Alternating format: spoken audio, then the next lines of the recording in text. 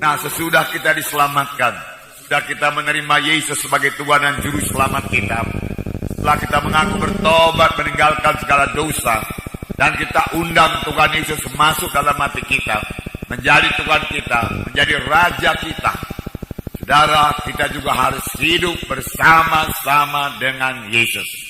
Kita tidak hidup sendiri lagi, kita tidak berjalan sendiri, tetapi kita hidup bersekutu dengan Tuhan Yesus. Yesuslah kehidupan kita. Biarlah kehidupan daripada Tuhan terus mengalir kepada kita. Saudara, sesudah selamat, persekutuan tiap-tiap anak-anak Tuhan harus bertambah intim dengan Tuhan.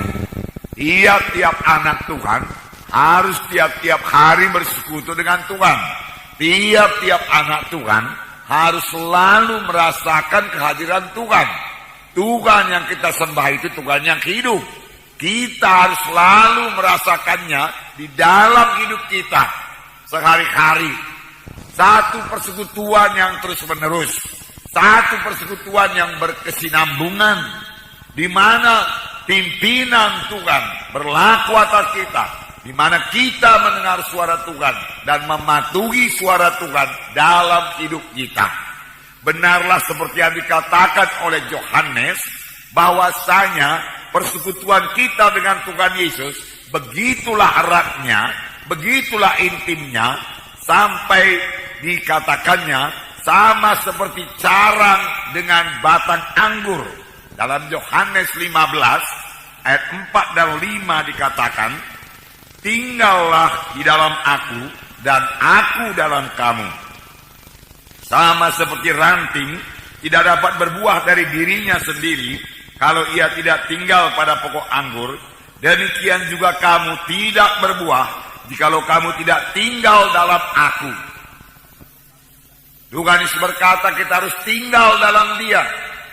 Yesus tinggal dalam kita, kita tinggal dalam Yesus. Yesus dalam hati kita, kita dalam Yesus. Ayat 5. Akulah pokok anggur dan kamulah ranting-rantingnya. Barang siapa tinggal di dalam aku dan aku di dalam dia, dialah berbuah banyak, sebab di luar aku kamu tidak dapat berbuat apa-apa. Di sini dikatakan, akulah pokok anggur, kamulah ranting-rantingnya. Barang siapa tinggal dalam aku, artinya bersekutu dengan Tuhan Yesus, berjalan bersama-sama dengan Yesus, sadar akan kehadiran Tuhan dalam hidup kita, mematuhi suara Tuhan dalam hidup kita, ia akan berbuah lebat. Tetapi di luar Tuhan Yesus, walaupun kita sudah selamat, kita tidak dapat berbuat apa-apa. Inilah yang dikehendaki Tuhan. Untuk inilah kita diselamatkan Tuhan, yaitu supaya kita hidup bersekutu dengan Tuhan.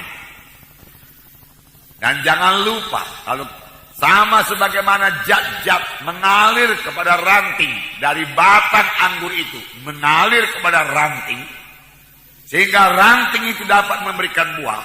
Demikian kalau kita bersekutu dengan Tuhan, maka kekuatan, maka berkat-berkat, maka urapan, kekuatan, kesehatan, pengertian, karunia-karunia rohani mengalir kepada kita.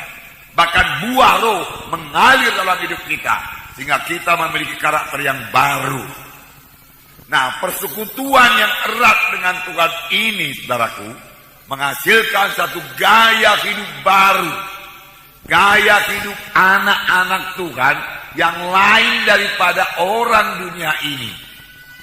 Firman Tuhan juga berkata, janganlah kamu menjadi serupa dengan orang dunia ini. Hidup kita harus lain daripada hidup orang dunia ini. Bisakah kita tidak berbuat dosa? Jawabannya bisa. Tetapi bisakah seorang anak Tuhan jatuh lagi kepada dosa? Memang seorang anak Tuhan masih bisa jatuh kepada dosa sepanjang dia menyerah kepada pencobaan itu. Tetapi kalau dia menetapkan hati untuk tidak berdosa, dia pasti menang. dan Tuhan bersukacita.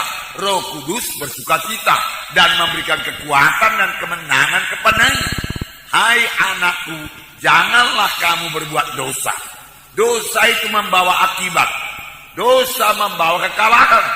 Dosa membuka pintu bagi setan. Penyakit bisa datang, kekalahan bisa datang. Karena ada dosa. Oleh sebab itu, firman Tuhan berkata, jangan berbuat dosa. Kita bisa menang melawan dosa sesudah kita lahir baru. Sesudah kita selamat, kita bisa menang melawan dosa. Karena kita tidak sendiri lagi. Ada Tuhan Yesus dalam saya. Ada Tuhan Yesus dalam saudara. Dengan Yesus dalam saudara, saudara bisa menang terhadap dosa. Tidak tahukah kamu bahwa kamu adalah rumah Roh Kudus? Roh Kudus dalam saudara sangat kuat. Saudara pasti menang terhadap dosa kalau saudara menetapkan hati untuk tidak berdosa.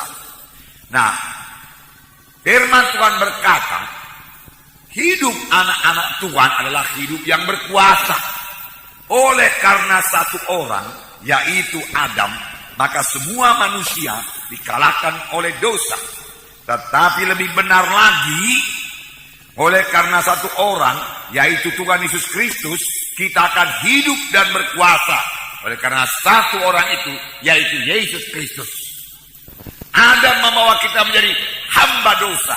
Tetapi Tuhan Yesus membawa kita menjadi hamba kebenaran.